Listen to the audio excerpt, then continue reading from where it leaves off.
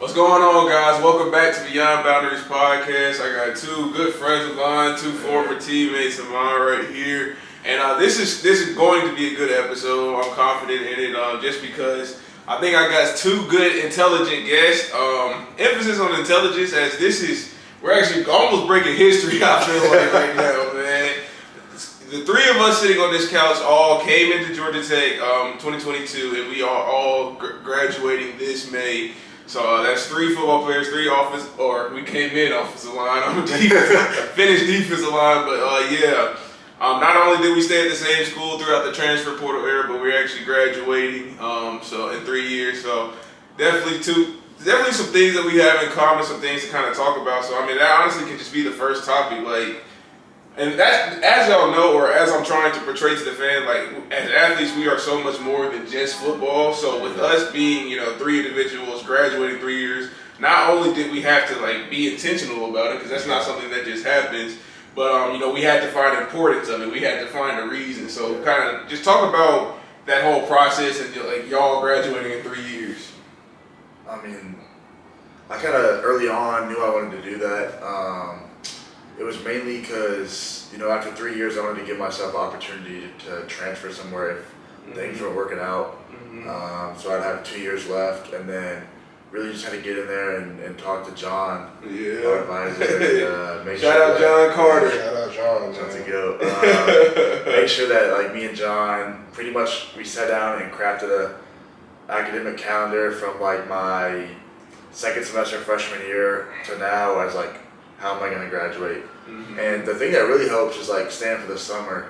The summer classes. For sure. Online people summer don't know classes. about that. People don't take advantage of the transfer classes and all that. No. I mean, especially like some of the harder credits that are required.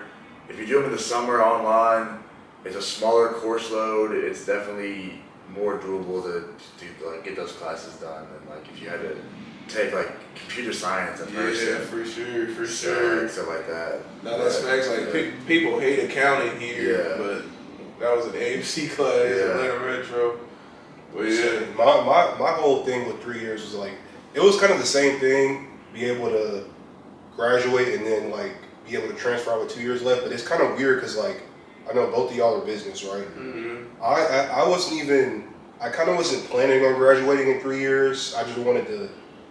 I just started off with a heavy course load because I could do it, and it kind of ended up being a thing where I hit, year two, second semester, and I'm like, I got all these credits, and I could get out of here in 3 years. And honestly, it was, I sat down with Brandon, or the former head advisor, and my major used to be public policy. So the way public policy structured at GT is like, you got your regular classes and your major classes. You got this class called like task force. It's basically like a capstone project, and the way it works for that major is you have to do it in like your fourth year. Like it's like a requirement, like no exceptions. They don't, I was in a spot where, like I said, I had 90 credits or whatever going into, third year, and it's like, they just refused to let me in there. So literally this summer, I switched my major to econ and got some help, got some classes switched over, and basically was able to transfer like every single credit to econ. And it worked out, and it's been a grind low key because it's like you do 2 years in one thing and then you're just completely switching it all the way up. That's crazy. And even like all those like AMC transfer classes in the summer, like I actually need those now, so it's like it's a grind, but it's definitely worth it. And like I said, I'm in a spot where I could get one master, two masters, whatever. Like ball's in your court when you're done in 3 years. Yes, and that's the thing. Like I'm really glad you mentioned that up because here we are, 3 years into it. We've only used 3 years of 3 years of the 5 eligibility. So we both, all of us have 2 more years now. Granted, I'm going to go ahead and forgo mine, but I mean it's that possibility, and that is something that I just wish more people would put emphasis on it during this time, especially our position. We were at Georgia Tech. Here we are, not like many of us or athletes in general. Like we get accepted into a school like Georgia Tech. That's not something that we should take lightly. And as y'all see, like we got in and kind of made an emphasis to take advantage of being here and take advantage to make sure that we graduate. So I kind of just want like to get y'all's opinion. Like, how do you think that we can, encourage more people to take advantage of their current situation and make sure that they graduate before they transfer, before they keep chasing, all these things for football? Yeah, I mean, I just think like, especially in today's world with like NIL and all that, and kind of how that's been developing, people are kind of more focused on that short-term money and kind of chasing that short-term bag. Especially when it's the amounts that it is now, they're crazy now. Like, it's hard to turn it down. Yeah, several $100,000, which is very understandable because it's life-changing for certain people. For sure. But at the end of the day, it's like that money is only so finite if you don't know what to do with it. And that Georgia Tech degree can carry you on, especially like, I mean, we're going to know guys that are going to go to the league for a couple of years, make a smooth little check, but then like when that's done, the Georgia Tech degree is really like going to separate you from transferring somewhere and having like kind of a not as good degree. So I think just kind of emphasizing that, like, what was that stat? Like the every 2 out of 3, 40%, 2 out of 5. Yeah, it was like it was some millionaires. It was like almost 50% of GT grads are millionaires, which is like crazy to think about. Wow, stat. Yeah, like pushing that stat on people, and like reminding people the importance of like long-term money for their life. So, Georgia Tech was always a 4-year for 40-year decision for me. That's what they be saying. It starts with education too, low key. Because I mean, truthfully, like I was in a position where I was like very proactive in terms of how I set my schedule. Like this is before I even had a plan to like graduate in 3 years. This was when we first got here freshman year, and at GT there's this thing called was it Bassett? Jumpstart Jackets? No. The Bassett. It's like orientation day, and then I remember like this literally kind of set this whole trajectory up for me to even do this. Like looking back on it, but usually for football, like our academic people will set your schedule. So like first day of classes or the first set of classes you have at GT, like they're done by academics. Which don't get me wrong, like they're gonna do a good job, but they're also gonna put you in a course load that like allows for more flexibility in season. And I remember that day I decided to actually go to they use these like big lecture halls. You go in there and you have the schedule that academics already set out for you, but in these lecture halls it'd be older students, and the older students will kind of help you like navigate the schedule in terms of best professors to take, like give you their own personal advice on how to structure a workload and structure stuff to where like it fit in terms of like a long-term plan. And honestly, that kind of like set me up long-term, because truthfully, like the schedule I had after like I got some actual student hands-on help versus what was done before. And it's not to say academics does a great job, because they do, but it's like when you have a student helping you out from that perspective, and like somebody who's older and understands, like it goes a long way. They, like I said, academics is a great job, but like their job is to make sure you graduate.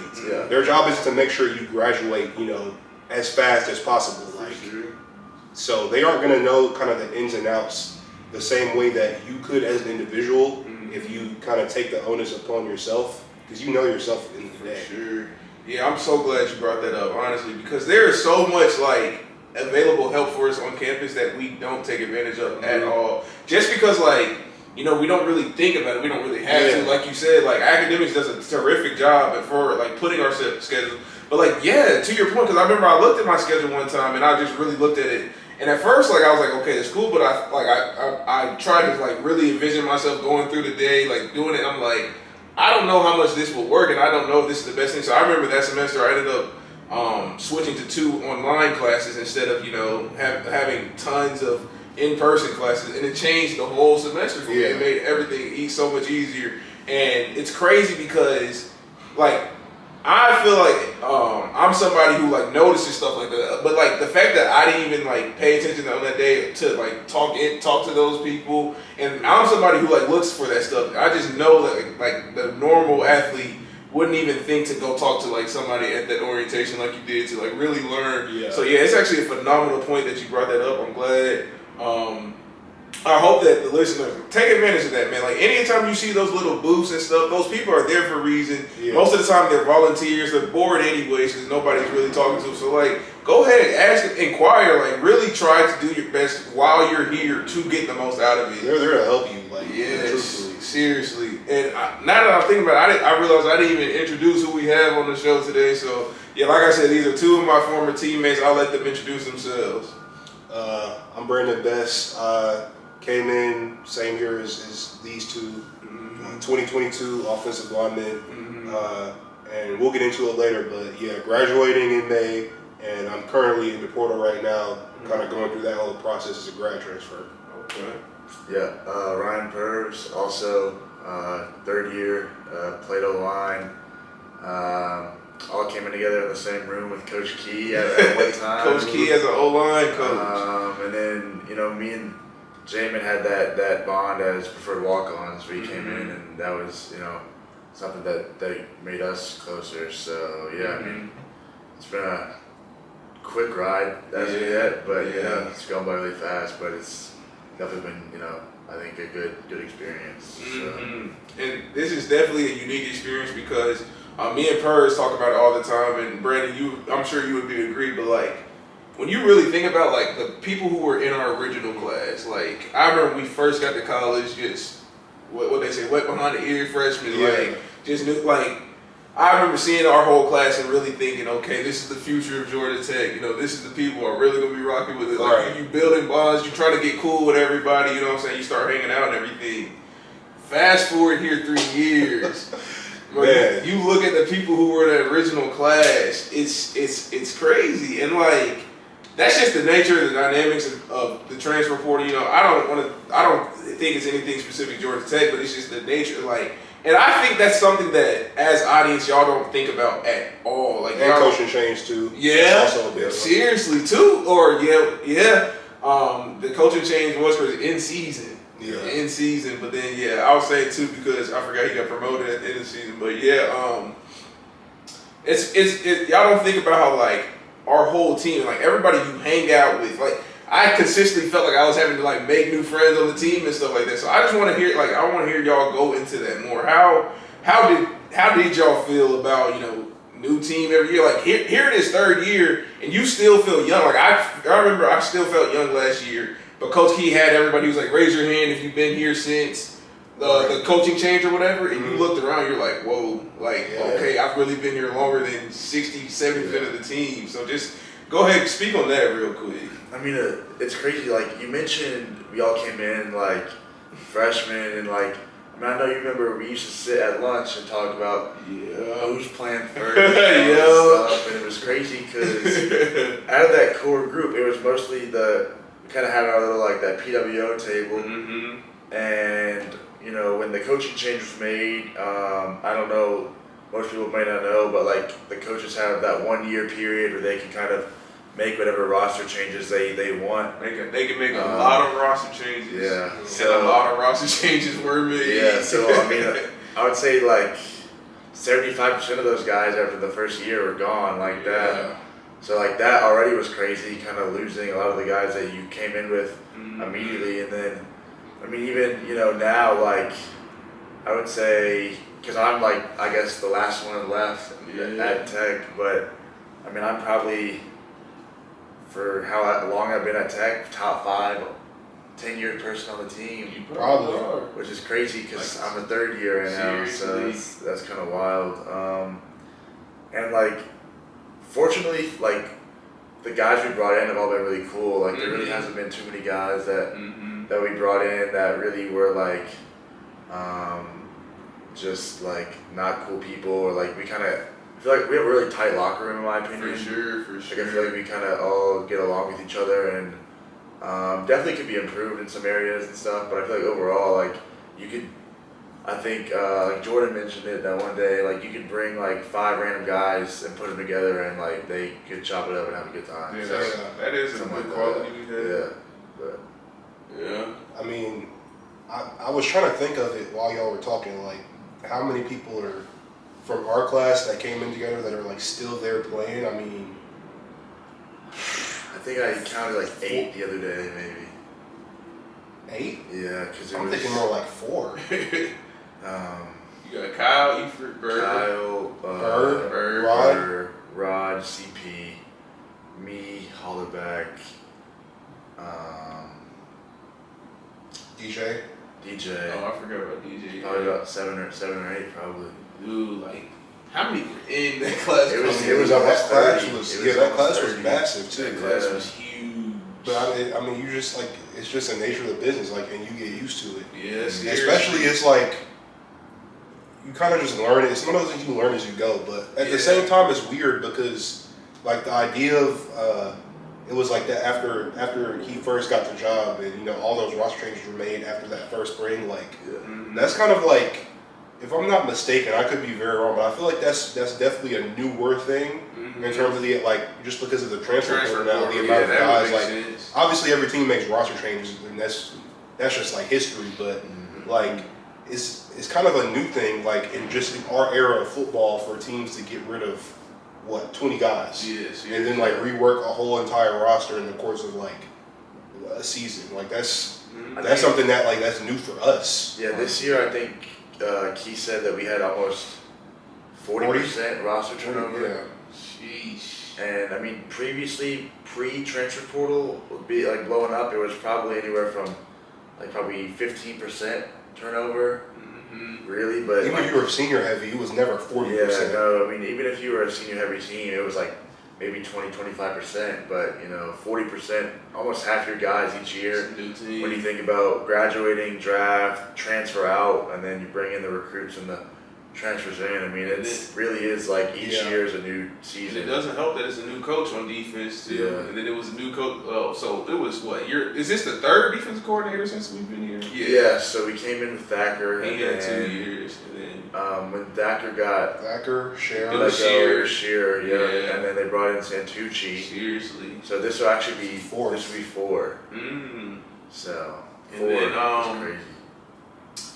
And then like Coach Key does have an emphasis on like being a player-led program and everything. So just think about the dynamics of 60% of your players or 60% of the team is new, and then remember like a cool 10 to 20% of that is freshmen. So they just had their 1 year of college. So like it really does, and this is definitely a point that I want to break up, but it really does like put a lot on the shoulders of the sophomores, juniors, and even especially the upperclassmen that are there. To try to keep that culture going and keep that thing. And that's something that we put a big emphasis on this year, raising the standard and setting the foundation. So, like, I feel like that's a good thing. I feel like we did kind of just elevate, the expectations for Georgia Tech. Because when we first, all right, we're back. So, yeah, that was one thing that, we really wanted to focus on was raising the standard and kind of letting the foundation for the next people after. It's like, Coach Key didn't want our success last year to be just that year. He wanted it to really change Georgia Tech as a lot. But so the point that I wanted to get into more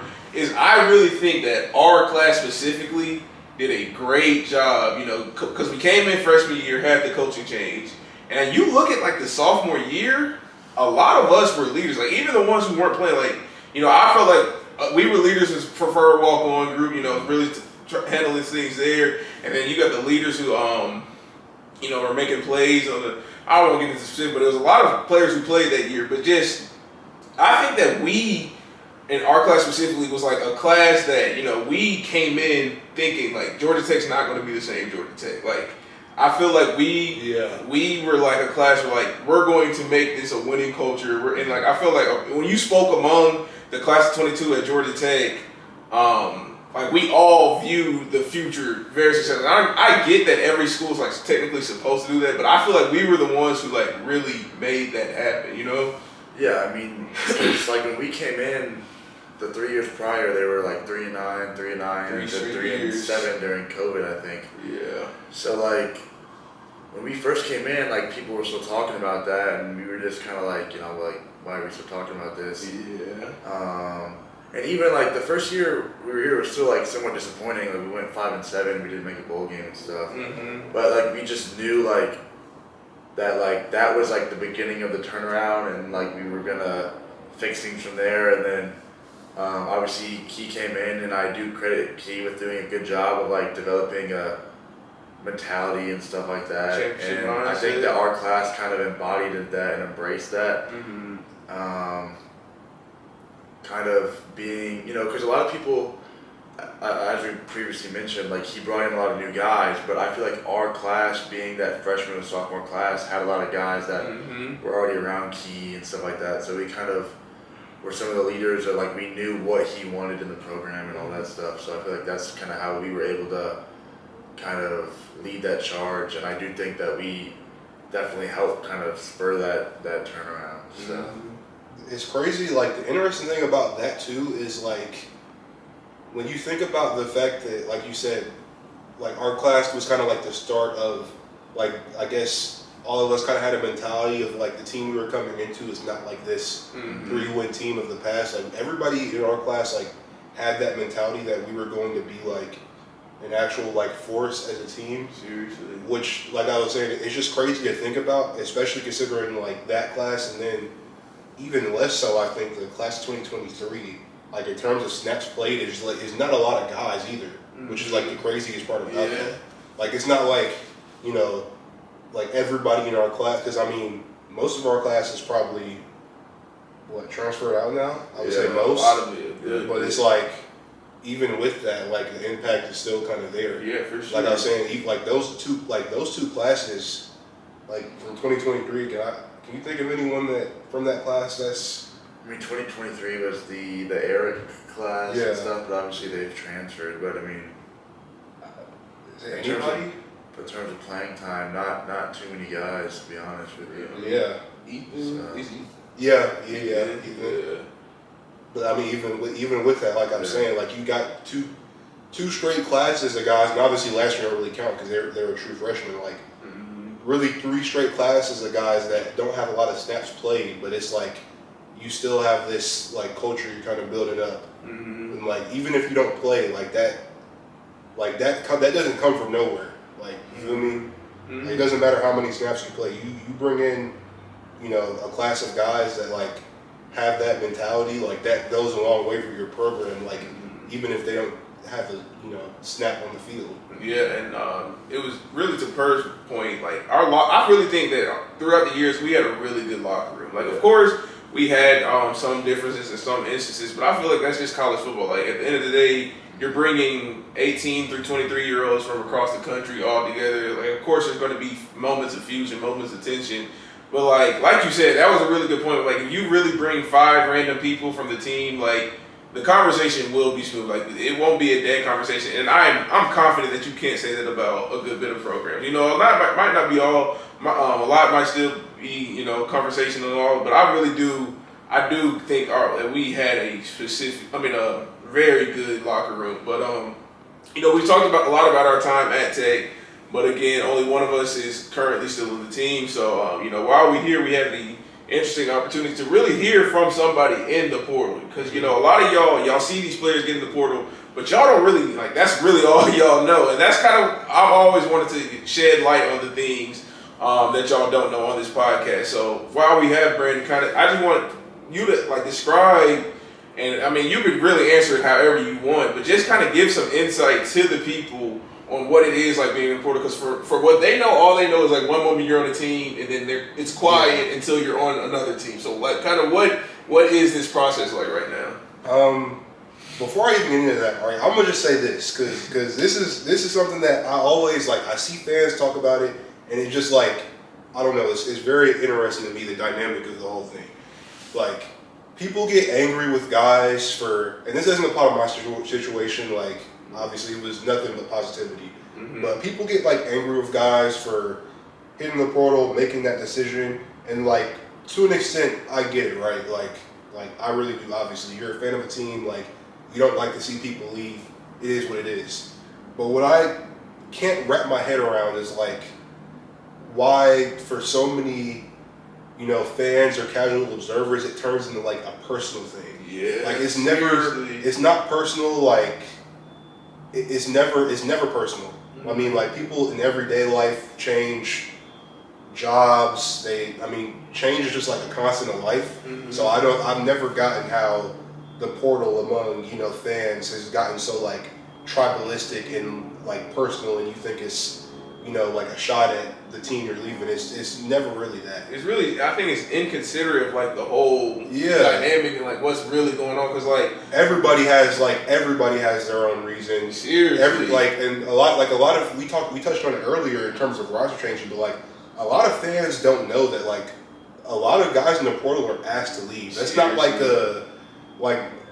I'd say probably maybe not half, but it's a large percentage. Probably 30 to 40% of guys in the portal have probably been asked to leave. Like that's what I would say on that. Mm-hmm. So like it's really everybody has their reason. You know, like it's more to it than what always meets the eye. Yeah. But in terms of where you asking just about my process, yeah, and like you said, I'm very glad that you spoke on that, just because like you said, man, there's always things going on behind the scenes that y'all don't know about. There's always different situations, different dynamics. So y'all really, and I kind of talked about this on the last podcast episode, but y'all really do gotta like kind of be careful, or not even be careful, just be considerate of the situation, because like Brandon said, there's a lot that y'all don't know of why, you know, players are in the portal and all that. So just try not to make it personal. But yeah, I just like, what is the portal like? Because like I said, to them it's just, you're one moment you're on the team, one moment you're not. So like, kind of what is this, especially with you not actively doing spring ball or spring workouts and all that, like kind of what is your life like right now? It's weird because it's like it's a lot more. It feels like a lot more freeing in a sense. Like that's like really the best way to describe it. Mm-hmm. Like, cause I'm still on a similar workout schedule. Like, really almost kind of identical, except the times a day kind of change in terms of like working out and whatnot. But like, you know, as opposed to a year ago when I'm on the team, like I'm still working out at some point for, you know, an hour and a half to 2 hours each day. Like, the time commitment for me is like not changed, especially because I'm in a unique situation where I'm still like on campus for the next 3 months and I still have to graduate. So like wherever I go next, I have to be physically ready, which obviously most guys in the portal, they are, you know, it's like a 2-week window, so that's not really the case. But like my situation is unique in that aspect, so it's a lot more like freeing, because it's like, yeah, technically if I wanted to wake up tomorrow and not do anything, I absolutely could not. Like no consequences whatsoever. Like nobody's gonna make me do anything. Now obviously, you know, for my own sake, I gotta wake up and you know, handle business and do what needs to be done. But it's like it's still a lot more freeing in a way, because you just like, you know that you have flexibility, even if, you know, you don't take up on that. Basically, like it's really weird. Like I remember before I started training with who I'm training with, I was using the rec center. I remember I walked out one day, it was like early in the morning. I was just like this is like the most like normal as a student I felt since I've been here. Like I just walked out like the campus gym and I'm gonna go to class. Like that's so like that's weird. Like that didn't even feel normal. Yeah, seriously. But I don't know. I'm kind of getting used to the schedule. I think it's a good change up. Like I said, I've got 2 seasons left, so obviously nobody plays football forever. So I think having kind of a change up in what I'm doing for these couple of months is, I enjoy it. I think it's gonna go a long way, and yeah, like the process itself of actually being a portal. Like I said, I'm in a unique situation because of the time in which, you know, I'm in a spot where I'm in the portal, but I'm not necessarily gonna, you know, be committed to a place till a few months from now. Whereas the majority of guys, their process basically is a 2-week process, and it's fast. But I mean, even with me, it was like, you know, the moment I posted I entered the portal and actually went through with, you know, the procedural stuff to do so. Like, you got coaches immediately like following you on Twitter, hitting you up, getting you on the phone. Like, it's basically instant. And from the, you know, college football perspective, from a team's perspective, it's like they don't want to miss out on an opportunity for a guy to make their team better. So it's like, the best way to describe it is, you know, it's kind of similar to the high school recruiting process, but except instead of doing that recruiting process over the course of 4 years, you're literally shrinking that down to like a very small amount of time. So for that first week, really, I was on the phone, I mean, at least probably 5 times a day every single day. And it's like, crazy. Obviously, that's like really a microcosm of it, because like I said, I'm gonna start, taking my visits and stuff in March and whatnot, because it's a dead period right now. But guys that are like in the portal in the winter or the spring, like you usually see it, like they're going through that like times 10. Seriously, like it's so fast. And this is again while y'all are at Christmas, New Year's Eve parties. These players are on visits, and they have to be. Like I remember, I was talking to one person, one individual on our team, and like you said, it's that whole 4-year recruiting process streamed into 2 weeks. Like literally, because he was literally had it lined up, and like he was going from like school to school, like flight from this school to another school. It wasn't like coming home. Like even with my timeline, like when I start taking my visits, it's going to be very similar. Like it's going to be, because you have to be able to make your decision still quickly. So it's going to be, school to school to school, like flight to flight, airport to airport. Like it's literally like almost a never-ending business trip for some of these guys on visits. Yeah. And everybody has their own different approach to being in the portal. Like depends on what you're looking for. Everybody's looking for different things. Like I know what I'm looking for, so I'm kind of doing what needs to be done to get my desired outcome. But it looks different for everybody. Everybody's process is different. I would just say, like, from an outsider's perspective, just know it's not. I don't know. I don't think I could use the word like fun to describe it. Like, obviously, it's exciting, to go to a new place, but at the same time, it's like it's still a major decision. It's not, just it's not easy for guys, and I think, especially if you're an outsider and you don't really like understand what it's like, the best thing you can do is just like be supportive of guys who go through that process, because it's not easy at all. Seriously, like y'all got to think of how much time and decision was put into like the decision to go to the school initially. Now, I mean, you're going through circumstances where something changes. You feel like you have to it's time to go to a different school, and now you have to make that same decision again after you had like built a connection to a certain school, and you're doing this while looking. And like Brandon said, it's a very rapid process. So, I mean, I definitely think you gave a lot of insight that, a lot of people don't even think about. Like, because I know I've said it twice already, but like, and like, I remember when the portal was first a thing for me, like, I thought it was just as simple as, post it on Twitter, coaches might DM you and stuff, and then, you're at the school. But like, once it really became a thing and I really started asking more people, it's crazy how like that process is not simple at all. Like even just like the compliance things, like from going from one school to another, like that takes a lot of stuff. And we talked about it earlier. I know you're in a situation where you're graduating, but like had you not been graduating this semester, like that would have added a whole extra dynamic. Yeah. So to your point, just be supportive of the people who are in the portal, because it definitely is a complex situation. But Brandon's not the only one with opportunity to give exclusive insight. We got my boy Purves. Like I said, he's the only one still currently on the team. So with giving as much information as you want, what are the thoughts for the upcoming season of Georgia Tech, man? Yeah, I mean, I feel good about it. Right now obviously we're in winter workouts, which is just kind of that grimy, the not pretty part of college football, when you're just kind of in the weight room every day on the field, lifting, running, all that stuff. I do think that definitely like the last kind of couple games of the year kind of left a sour taste in our mouth, and you can even see from some of like the lift styles we do and stuff, kind of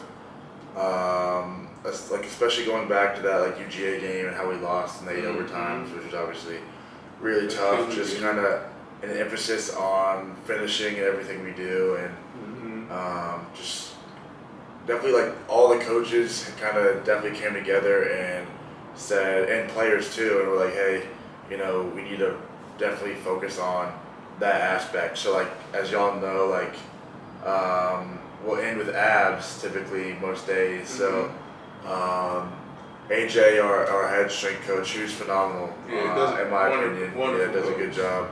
And a good person. Yeah, great guy too. he's definitely been more, on us about the core and just finishing and not, taking any reps for granted and stuff like that. So right now, just kind of to give y'all like what a week would be like. So Mondays we start on the field and then get a lift in. Tuesdays typically are our weight room days.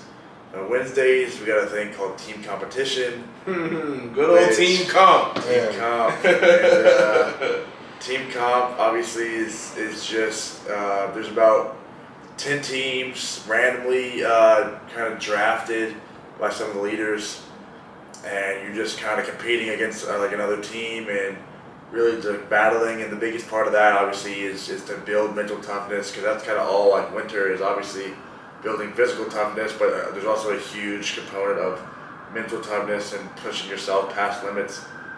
And then Thursday, we're back on the field to start. Then we hit the weight room, and then Friday is a grind day. It's back squat. It's half gassers now. You gotta earn the weekend. Yeah, gotta earn half the gassers weekend on Fridays. Oof. And like going back to what I was talking about, like mental toughness is probably one of the biggest things, especially for like all the new guys. Especially like coming from high school, like you do your workouts and stuff, but you're not necessarily like mentally pushed in a way that kind of breaks you. But definitely, the coaches really try to find out, who has it up mentally and who doesn't. Because especially, it's a business on all sides, right? So like players and coaches alike kind of have to figure out, how they can make their team better, and how as a player, you can make yourself better. So coaches kind of, especially now with the transfer portal and all that, coaches have to, all the early enrollee freshmen, which I believe probably 75% of the guys early enrolled, which is a crazy number. That is crazy. So like the coaches kind of have to figure out really fast, unfortunately or fortunately, kind of who has what it takes and who doesn't. And that way, like you'll see a lot of guys post freshman year hit the portal, and that's because coaches from day one are already starting to kind of, and like evaluate guys and all that stuff. So definitely tough. 10x4 front squat today. I heard 10 that. sets of squats. Yeah, that's crazy work. It's a lot. It's definitely. It was 8 last week because we had an emphasis on 8s because of the 8 overtimes. Oh wow. We kind of had that emphasis, and I think it's always good to like work toward a goal at like a, obviously we have a huge rival in state that's been good the last several years, and I think that's good to like work to obviously beat them and stuff. And that's one of our biggest goals as a program, is to just consistently get to a point where we beat those guys every year. And I feel like that's a good goal to like strive for when you're working toward a team that's had as much success as they would have. So I think that's kind of like an important thing. And it's a great point, because and this is great transition to a final question as the episode's kind of getting a little up there. But you mentioned the rival about Jordan. You mentioned how AJ's puts emphasis on certain things like the 8s and finishing on core and all that.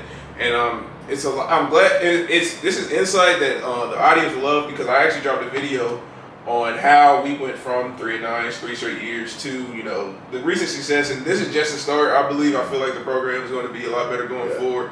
But these are questions that the fans really have. Is like, what are those kind of things that were different? Like, what were those things that changed for us in the process of going from like a team below average, and we'll call it what it is. We were below average, and now had some pretty good success. It could have been more, but it definitely put us in a position where people are excited for the future.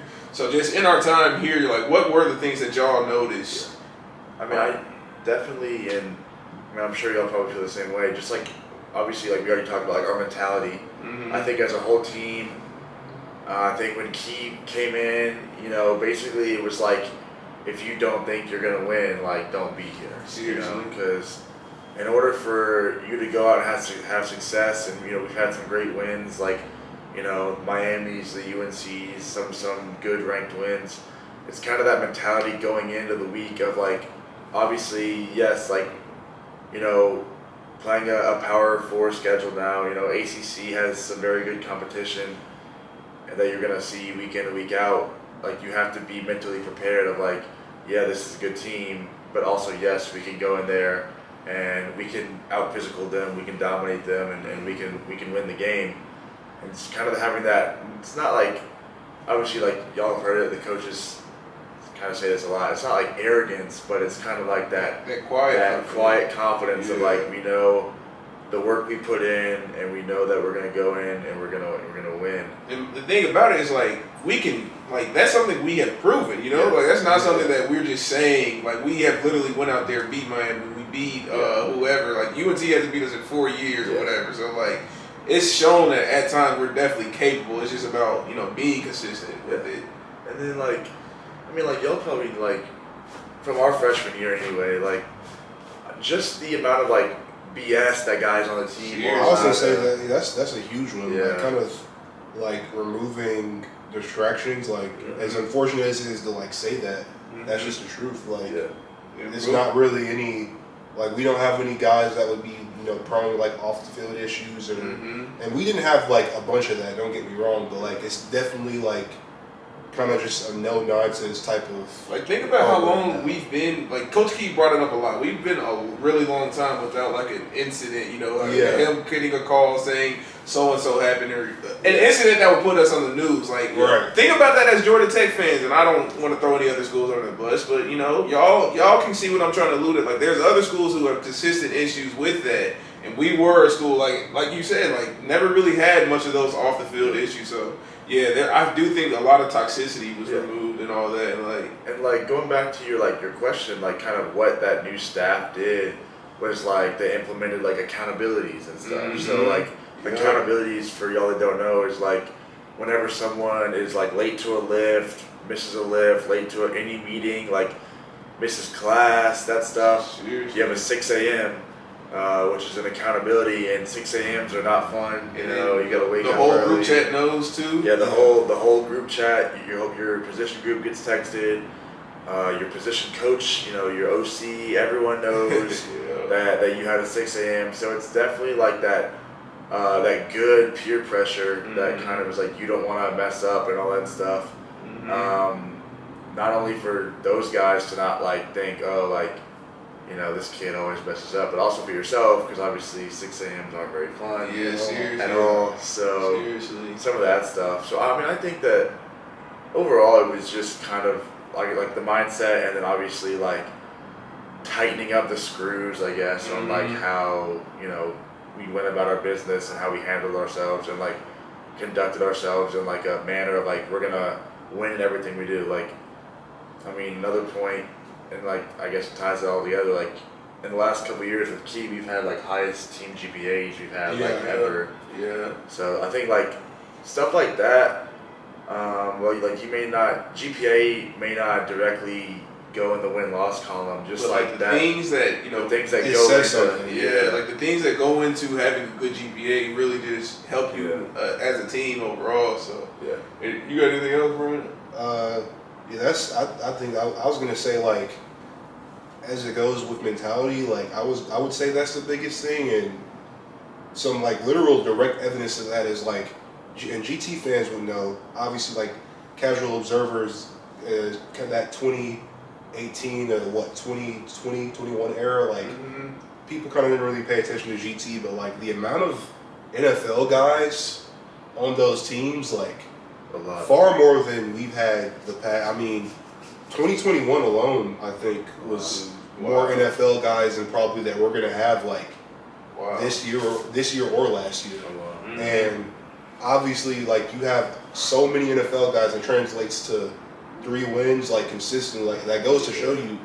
I mean, not that talent is always gonna matter, and especially like talent in the right places. So don't get me wrong. Like I think the team overall is like constructed a lot better in terms of talent now, but like the talent itself like was there as a whole. Yeah, for sure. And the fact that was like resulting in 3 wins, you know, like it says a lot just about the point that talent isn't everything, and you need a mentality, like you need you need the whole package like to come together to actually win football games. Mm-hmm. Like winning is very difficult. So yeah, and I know I said that was the final question, but you brought up such a good point. Like Georgia Tech, like the talent has never ever been the issue for Georgia Tech, and I think a lot of that has to do with I mean, you went to Milton, you went to Walton. Like we are aware of what Georgia high school is, and like all the local talent, all the talent around us. So yeah. Talent has never really been the issue, and you see, like we have a lot of trends, like people who like kind of went under the radar. Like Kyle Kennard is a good example. Mm-hmm. You know, he was a good player here, but it's not like he was getting any notoriety, and he transfers to an SEC school, and then all of a sudden he's best defensive player in the country. He's so, 9-2. Yes, yeah, seriously on the same team. So yeah, I do want people to know that like. Georgia Tech, I think if you really look at the players that we've produced in the last 5 years, like talent-wise, it's ridiculous. And I do think a lot, like I just said, I do think a lot of that has to do with how good Georgia football was. So I'll let that be the final question that we talk about. Just talk about how, because I know for me, it's almost crazy how many players that we played with or you played against, like. You know, players like for example, I was in a region with Caleb Downs and Travis Hunter. You know what I'm saying? Like, it's a crazy region to be in. Like, I mean, I had to play both of them every year. So I don't want y'all to give y'all an experience for all the, you know, the people who are watching from Texas, Florida, you know, who swear that their football is the best. Even if y'all do think or want to give them credit, like, just let them know how legit Georgia football really is. No, I was just like, as you were saying that question, I'm going in my mind thinking about all the players who I've either played with or against. It's like, wild, bro. Like, it's wild. I remember freshman year, we played, 2018, freshman year of high school, we played Grayson. Grayson had so many dudes. They had they have a lot of us. They have a lot of our team. Owen Papo. They had they had so many guys and I remember Harrison Bailey and Eric Gilbert and that Marietta teams played against them. Aziz Ojulari and BJ they were on that team. Who else? Like Juju McDowell from Lee County played against him. Bro, we literally be talking. Oh my forever, God! Bro. I mean, Senior year alone, playoffs was like for me against y'all like. Think about Grayson. Think about Grayson. Like Mafa and Jamal were on the same team. Yeah, like both like the two best running backs in ACC you could argue last year were on the same high school team, bro. I mean, it was crazy. Like you mentioned it. Like we played in the semis our senior year, and like I mean, there was probably 30 plus D1 signees in that game, and it's crazy. Like you get deep into the playoffs in all classifications from like 1A to like 7A. Like there's gonna be some guys that play on Sundays that are playing in those games. So for sure. Yeah. So definitely do y'all's research on Georgia football. I think per capita it's the best. I think it's best by a good margin too. And y'all gonna see when the draft comes. It's probably going to be top 3, if not top 1, in most players drafted and whatever. But I really do appreciate y'all for staying this long in the episode. If you did, like I said, you know, these are two guests that I have high respect for. Ever since freshman year, we've talked a good bit, and so there's definitely a good relationship here. I figured this would be a good episode, and just make sure y'all stay tuned. It might not be the last time they're on the show, so or probably won't be. So. Make sure y'all go ahead and subscribe and just comment any questions you have for any of us. To be honest, we'd like to get back to y'all. And again, just really appreciate the support and watching this far. And with that, be good, be blessed, peace. Smooth little episode.